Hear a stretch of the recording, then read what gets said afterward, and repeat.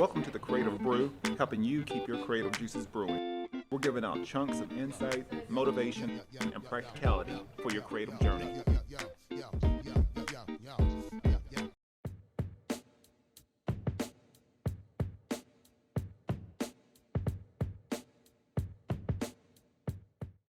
If you're a creator, athlete, or entrepreneur, luck can only get you so far. Having the right skill sets are critical in your success. All Skill No Luck makes handcrafted, custom-designed flannel wear, made in the United States and based here right in Oceanside, California. They pride themselves on quality, creativity, and attitude. The perfect brand for the Creative Brew. Use promo code CreativeBrew10 and get 10% off and free shipping within the United States. You can check them out at allskillnoluck.com.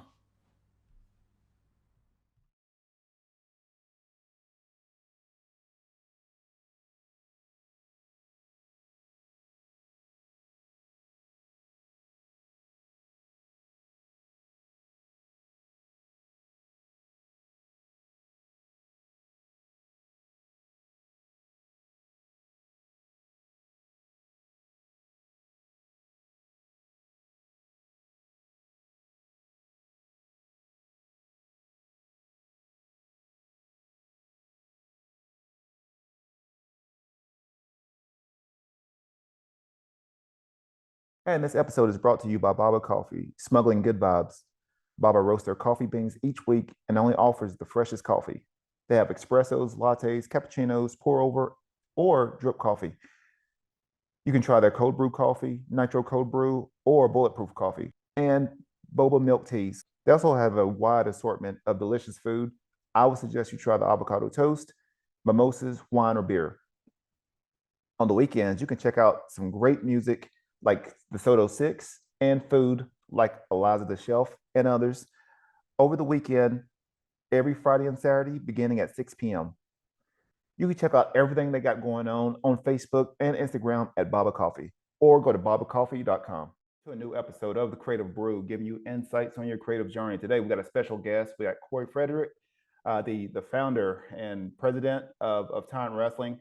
And yeah, we're just chatting today, sort of sharing his story, how Tyrant Wrestling started, where it's going, and everything in between. So, like I said, I'm like I said, thankful for the privilege and the honor to be able to bring him on and sort of get some of his insights and just what makes him tick through the day. I know he's a busy person. He's got different things going on, and so hopefully he can share some insights on just what Tyrant Wrestling is and maybe his own personal insights and everything else. So without further ado, I got Cory, and I'll let you go about it. What's your origin story?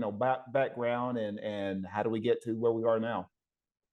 Yeah, well, first of all, thanks for having me on, Quantel. I know we've gotten to know each other pretty well over the past year, maybe two. I'm not sure when we first met, but it's been great working with you. So, in a nutshell, give it to you, I guess, the cliff notes. I'm born and raised in Delaware.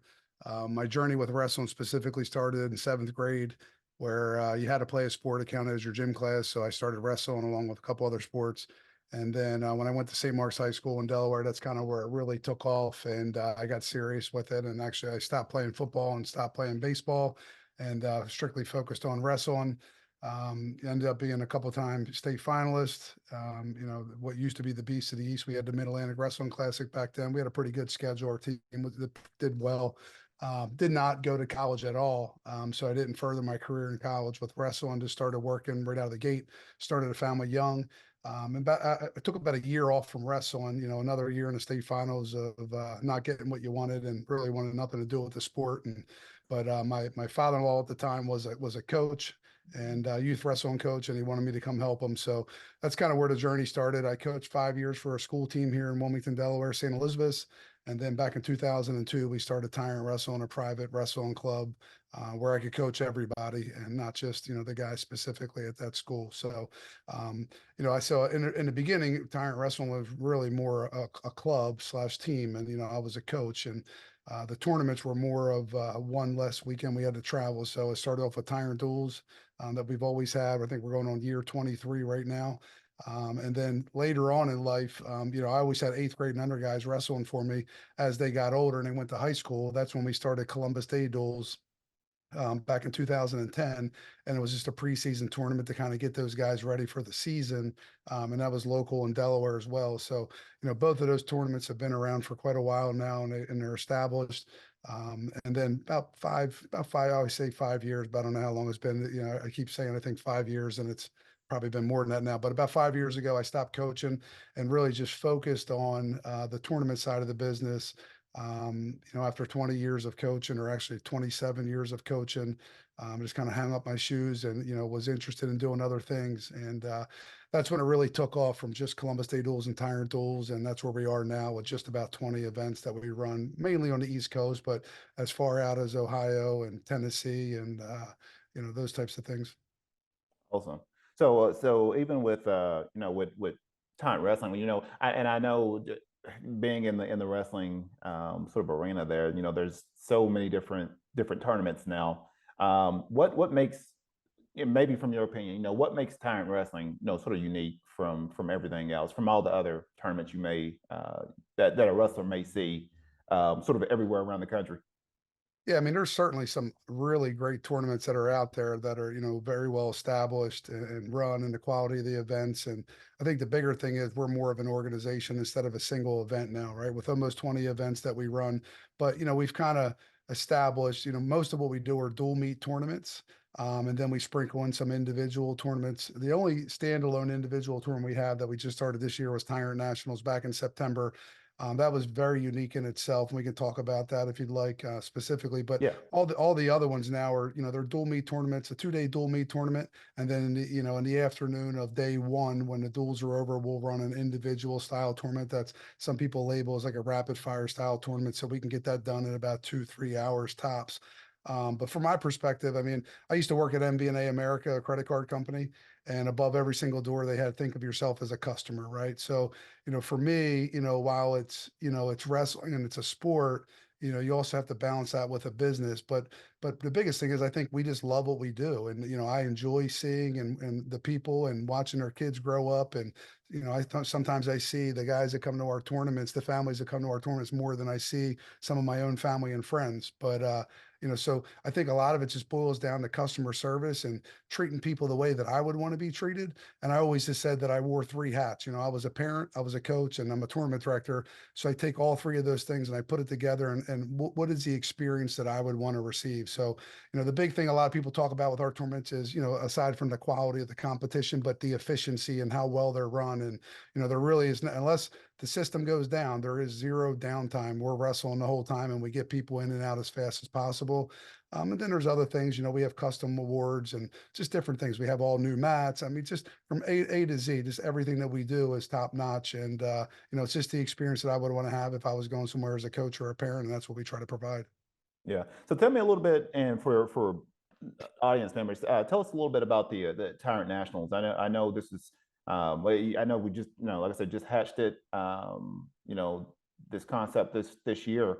But tell our audience a little bit more about Tyrant Nationals. Yeah, I mean, I'd say the vision has been there forever, but sometimes there's reservations, or we've evolved over the past several years. You start to figure some things out, but again, like a Super 32 is established. That's going to sell out in an hour or two, and it's going to be a well-attended event.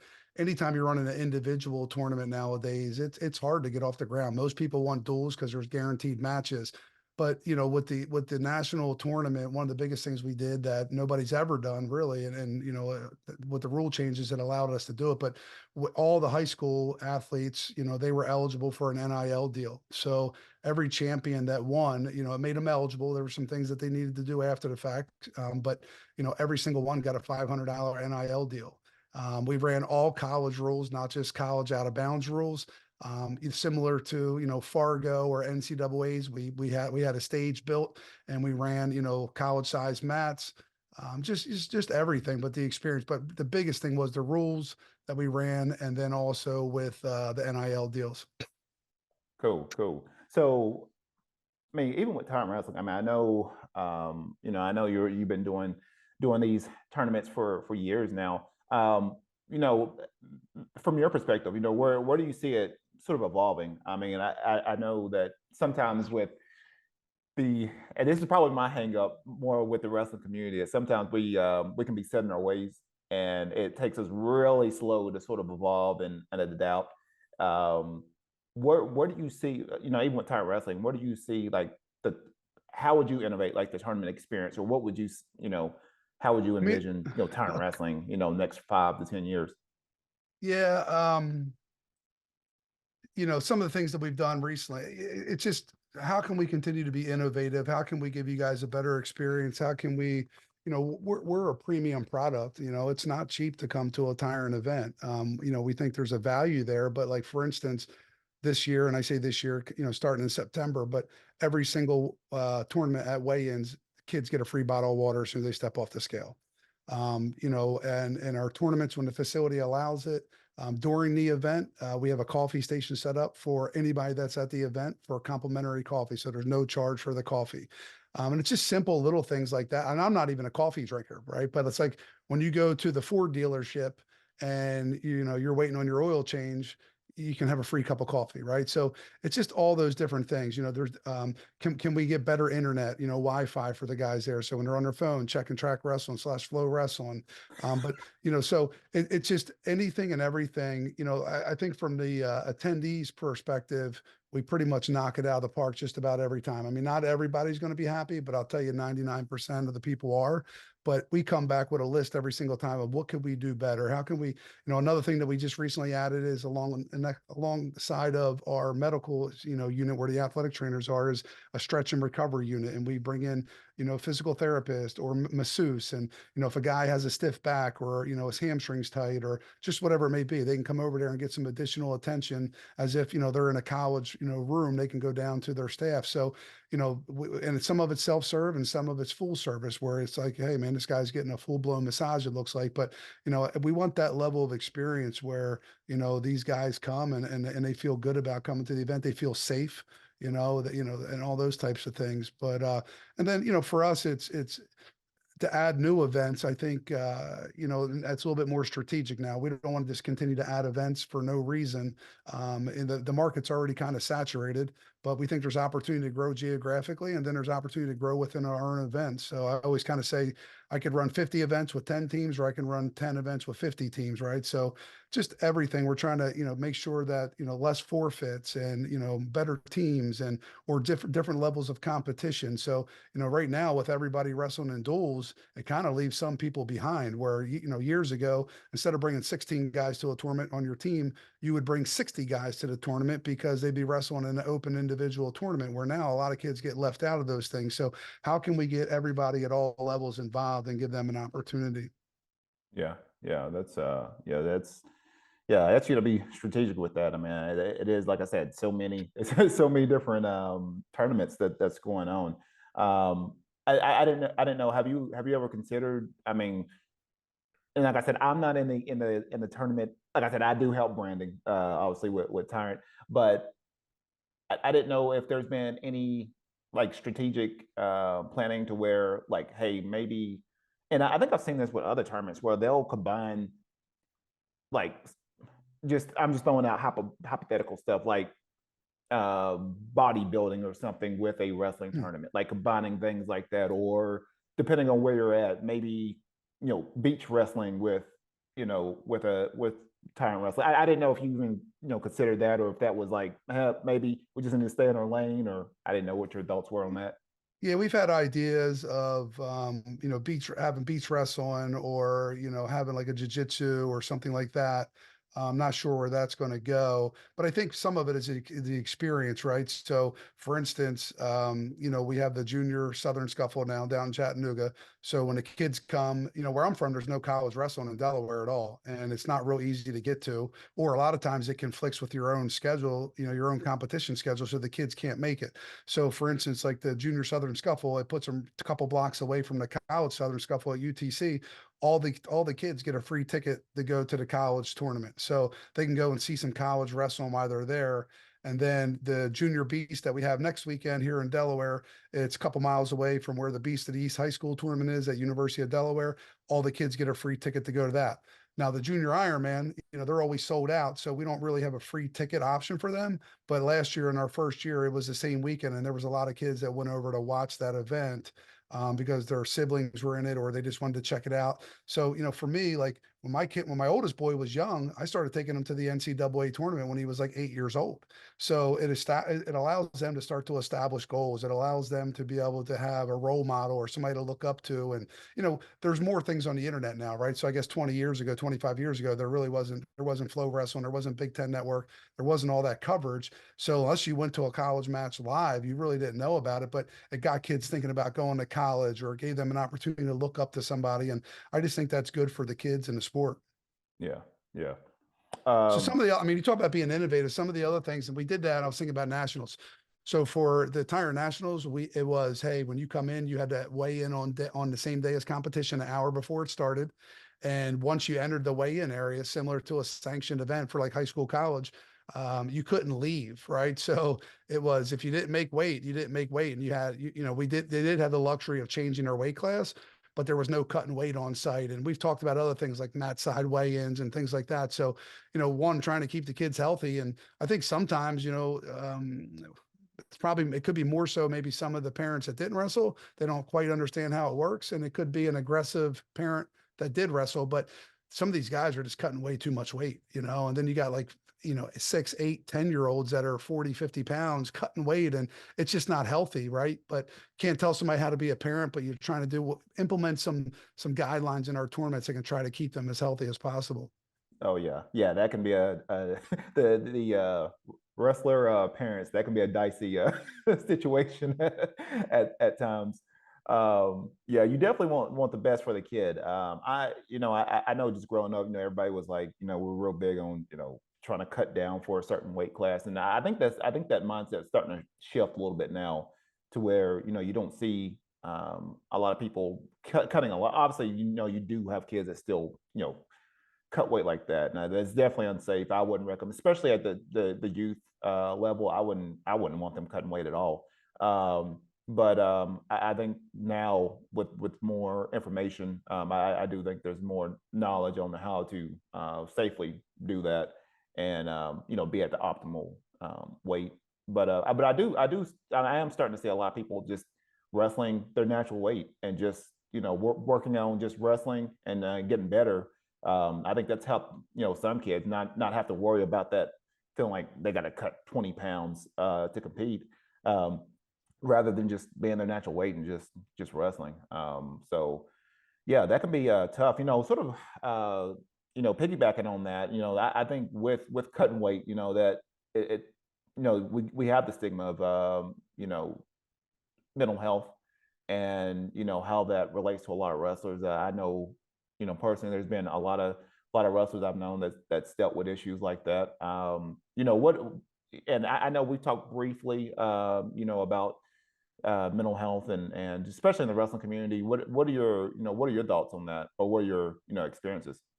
Yeah. So, again, going back to it for us, everything's personal slash, I was a coach and we care about these guys, and we think of everybody that comes to our events as like an extended family. But, so there's 4 organizations that, we pride ourselves in, being a part of, and 3 of them we don't talk about except for like normally during the actual month that it's being recognized, where it's an awareness month, and that's Parkinson's, Alzheimer's, and breast cancer. But the one that we decided, it's been going on probably about 2 years now, is mental health and suicide prevention. So we have much more that we want to do with it, but minimally, we've made a decision that we talk about it at every single tournament.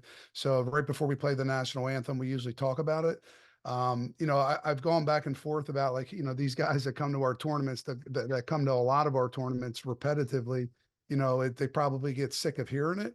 So there's times where we'll talk a little bit different about it, or shorter, and then there's times where I get going and it's a little bit longer. But ultimately, we have seen ourselves, right, whether you've been impacted or not, that there's kids that are struggling, everybody's struggling for mental health, some mental health slash, that we're trying to prevent some people from taking their lives if it gets to that point. But for us, it's not like we just picked that cause out of the clear blue sky. My father-in-law took his life about 24 years ago. Two of our wrestlers, one was 19, the other one was 31, took their lives.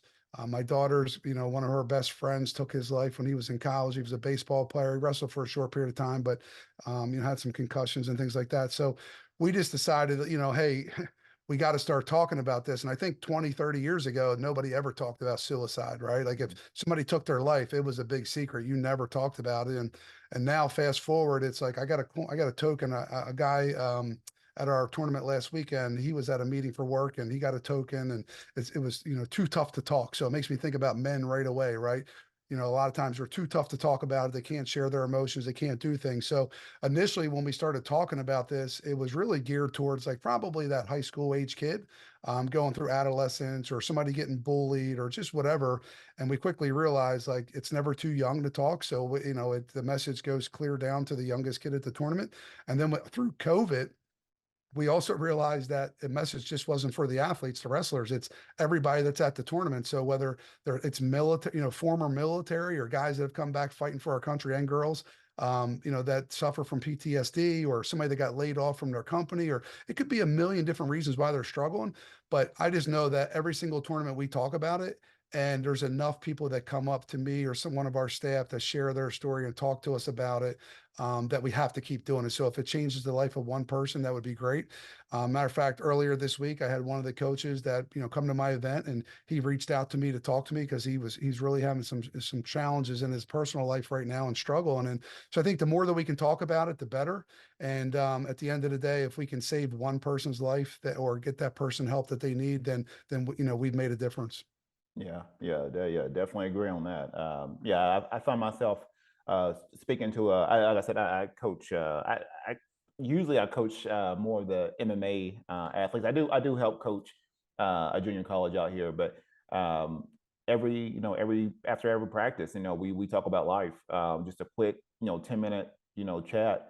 And yeah, we get a lot of where we're at. We have, we're right by Camp Pendleton, so we get a lot of military and stuff in all the time in practice. And yeah, I've had stories where I'll talk to them after practice, and there'll be someone like, "Hey, I'm glad you talked to me because one of my friends in one of the barracks just shot himself, not even like a day ago, and he just didn't know who to talk to or how to even talk or how to communicate with someone about that. And so yeah, you just never know who's hurting. I mean, I know I use for me personally, I try to use wrestling as a platform, and learning how to trying to help people along the way, not only with their the wrestling. I think sometimes that's the easy part, is the dealing with the mind, and dealing with issues, inner demons that people have to face. I think when people can resolve that or heal that, I think I think everything else is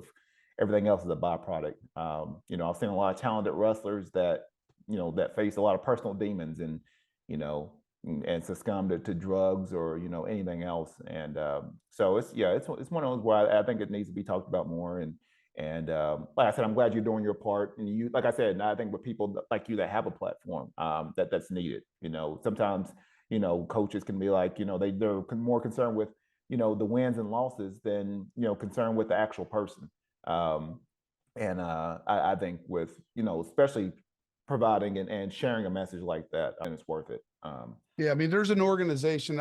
They're not directly involved with wrestling, but I've gotten to know the founder here in Delaware. It's on the Mhm. University of Delaware campus. It's called Unlock the Light, and they actually have a what used to be a frat house. They purchased it, renovated it. That's on the campus, University of Delaware. Their target market is 14 to 24 years old, I believe it is. But it's open 24 hours a day. And mostly it's college kids is probably go in there, but like it could be 2 o'clock in the morning. And if somebody's thinking about, committing suicide or, having bad thoughts, they can walk in that house and get help. And then obviously they're going to find them some professional help long term if it's necessary. But they always have people there. And Chris Locke has done a phenomenal job with that. I mean, the thing is, what we've got to try to do is bottle that up and put it on every college campus across the country. But one guy can't do that. But if they could take that model and put it there, I mean, they've only been open, I think, about a year and a half now, maybe approaching 2 years, but they've had thousands of kids come through there already. And, and all these people that are, I always say it's the club that nobody wants to be a part of. Most of the time, the people that are involved with these types of organizations had lost a loved one, and that's what, inspired them to do something if they could change somebody else's life. So, and look, when I talk about a lot of things now, and I always kind of share a lot of my own history or stories, but I almost feel like I'm somewhat hypocritical, right? Because I would have done things differently as a coach or as a parent or whatever. And I think sometimes when you look back, when you're like, man, like, but times were different then too, right? But at the end of the day, we're all learning. And if we evolve and we try to be a better person every day, I guess that's all we can ask. Oh yeah, yep. You only know what you know. I mean, it's just one of those where I think even learning how to be a better coach. I'm learning how to be more. Not to say I'm not tough on the people that I train, but I am a little bit more empathetic and trying to understand what they're dealing with, where they're coming from, and I know I've told even I think on some prior podcasts or even just talking with some coaches.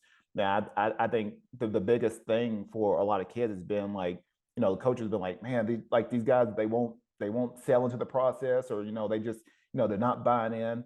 And it's sometimes you have to learn how to connect the dots. Like you have to understand where that kid is coming from, and connecting from that space. Sometimes someone's just dealing with something that wrestling could be the last thing on their mind right now. So I think for coaches, I mean, you may have to understand like where they're at right now, and then learning to connect. And then I think from there, I think once kids see that, hey, look, they actually, they actually want to connect with me, or they actually believe in me, aside from what I can do for them, I think that's actually when they start to buy into the whole process. Is when they know and they see that this coach is caring about me. Not aside from me being a great wrestler. That's great. I mean, you want to be the best wrestler, but they're talking with me as like, hey, this is someone that truly, genuinely cares for me. I'm gonna go through a wall for them. I mean, if they see that and they know, hey, look, this coach is there for me, they'll sit there and do anything. I think that's where they buy in right there. So I think just learning.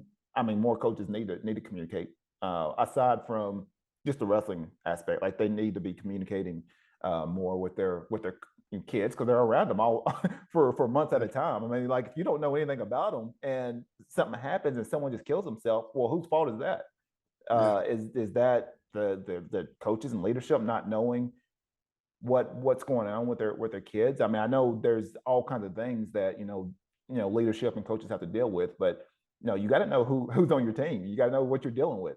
So yeah, I think definitely more of that is needed. Um, we'll circle back around. Right now, I mean, what things? I mean, I know you always have different things on your plate all the time. What things are inspiring you right now? What's and I'm not like real big on motivation or anything, but what things are sort of like you're thinking about constantly, like, man, this, I think this uplifts me, this inspires me in some way to sort of do the things I want to do. What are those things right now?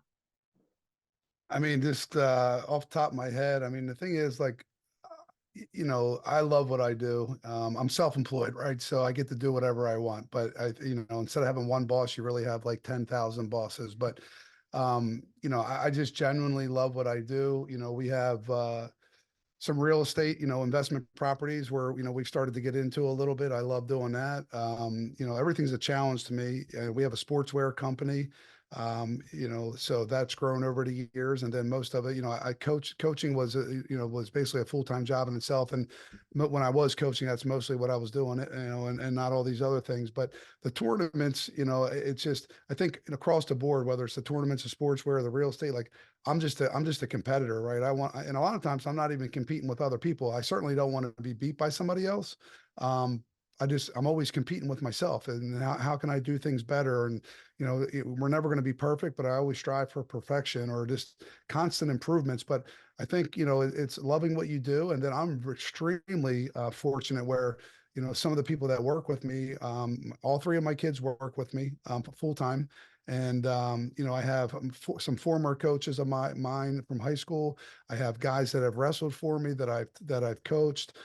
that work for me. So really, I'm surrounded by friends and family. And when we go to the tournaments on the weekend, the guys that have other full-time jobs, I kind of call them our weekend warriors. But whether it's my wife that's a full-time nurse that comes to the tournaments, or just other friends or family, it's just work. I never really feel like, I mean, it's a lot of hard work setting up tournaments, or things aren't perfect, or you're always trying to make sure you get a job done on time. But I think, generally speaking, when you're surrounded by a lot of people that you care about and that care about you, and you're doing something you love, it's just pretty easy to get up every day and want to come to work. Yeah. Yep. Definitely agree. Yeah. Yeah. Definitely on the self-employment part, there's a lot of, you feel like, you definitely have that flexibility, but you do have a lot of bosses that there's always something that you got to get taken care of. But I think if you wasn't in it, I think if you already didn't have that mindset, I mean, for me personally, I enjoy it. I like sort of going, even when we work together, like I like going, hey, I got 6 different emails on different things. Like I'm just one of those where like, okay, I'll take care of all these and do that. So I think I enjoy the different, the variety and different, projects and, what problems I can solve and definitely help, build the Tyrant Wrestling brand. So yeah, definitely, appreciative for the partnership and being able to, to help Tyrant Wrestling. Um, Creative tips. This is something that I ask my guests all the time. What is a creative tip or tips that you can provide our audience? Like I said, this can be life, creativity, business, really up to you. I think life is art anyway. And so, what's your tip? Man, probably just because of the position I'm in nowadays and the things that I do, and looking back on my life is, it's never too young to start building relationships. And, I keep hearing on some of the podcasts that I listen to and things like that, like relationships are the new currency. And, your network is your net worth, and things like that. So like, I just was such a competitive person, and depending on what time of my life, had anger issues, or an attitude and things like that. But I think when I first started coaching, like, it was, you were either on my team or you were against me, or I didn't always respect the guy on the other side of the mat, or just different things like that. And I think sometimes I just didn't treat people the right way. And so I think now it's just all about relationship building. And as we've gotten older, the world keeps getting smaller and smaller and smaller. And it's really not even about what other people can do for us, but what can we do for you? And I think the more that you give, the more you'll naturally receive. And it's just been one of those things. It's just been an evolution process. And probably as I've, when I was young, and, I went to a Baptist school through 6th grade, and then I went to a Catholic high school. I wasn't Catholic, but I went there because I wanted to wrestle. But really, like, while I was brought up to believe in God, like, I never really was into religion, right? So we're now like, I think in some of our hardest times, that we've been hit, as a family or as an individual, like, I really tend to start to lean on it. I'm still not perfect, and I don't go to church enough, especially with traveling with tournaments. But I just think it's all those different things, and physically, mentally, emotionally, trying to be the best version of myself. And I just think people need to take care of themselves and sometimes slow down. And you talk about what I like most about it, like, I don't have to get on the highway and drive an hour and, go through all these road rage incidents every single day to get to work, right? Like, my drive to work is 10 to 15 minutes.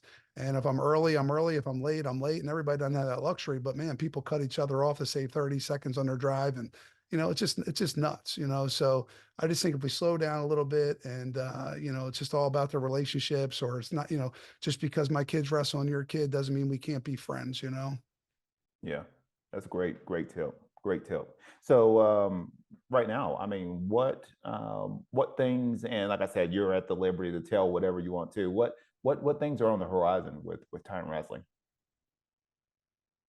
Like we talked about, just constantly improving our current situation or tournaments that we do. What can we do better? What can we tweak? How can we make the experience better? How can we make it more affordable? And I think the other thing is for us is, how much do we want to grow? Like, I think we can grow across the entire country, but where's, geographically, where are there places that we should be or we shouldn't be? And we've learned our lesson, like, already a couple times, where, it sounds in theory like it's a great location, but really it's not, right? So but I think for us, it's growing the existing tournaments that we already have.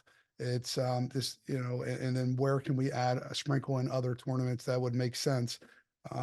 And really, the hardest part is just the staffing. It's the people. And, we have a great team of people, but we're already working half the year on weekends. So it's hard to, they can't work every single weekend. Yeah. Yep. I guess it's sort of like real estate. I guess location, location, location is the Yeah. before we sign off, what are those words of wisdom? Something that may resonate with people's hearts and minds and spirits. What are those words of wisdom? Geez, I think we kind of already touched on some of those things, but I think it's just, again, relationship building, communication. I mean, big thing is, as I'm thinking about some of these things, but just communication, and a lot of times, whether it's your spouse, your kid, your coworkers, whatever it may be, I think a lot of it just boils down to communication. And sometimes you got to have those tough conversations with people. And, it's not always happy moments, but you're in a much better position when you're just honest and direct with each other. And instead of just walking away or making assumptions or things like that. But, yeah, I don't know. I mean, for me, it's just, it's slowing down life a little bit. It's appreciating what we have. I think the biggest word that keeps coming to mind is just, gratitude, right? Being appreciative of what you do have, because, man, there's so many things that you might not have one day, or, you have a tragedy strike, and, but just taking time to have lunch with somebody, going to dinner, making that phone call. I'm a big guy that I'd rather call people instead of text message sometimes, if it's your birthday or something like that. Or, a lot of times if I see somebody post something on Facebook, and I'm not real big into sharing personal things on social media, but if I see somebody put something out there, most times I won't comment. I'll just pick up the phone and call them, or I'll shoot them a text message directly. But, yeah, I mean, I think, one of my, if I'm thinking about words of wisdom, but like sometimes it's just, everybody's not going to be the greatest, and everybody's not going to be perfect. And sometimes our expectations are just too high. And, that's really probably me giving myself some feedback, right? Is, accept people for who they are. And if they're giving 100% effort and they're trying their best and they're willing to make changes, then, you go with it. And not everybody can be, the national champion or the all-star or the pro baseball player or the president of the company.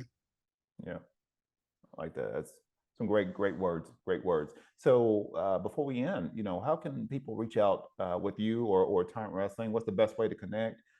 Getting registered for tournaments. I know we got Yeah. some winter tournaments going on right now, going in and even going into 2024.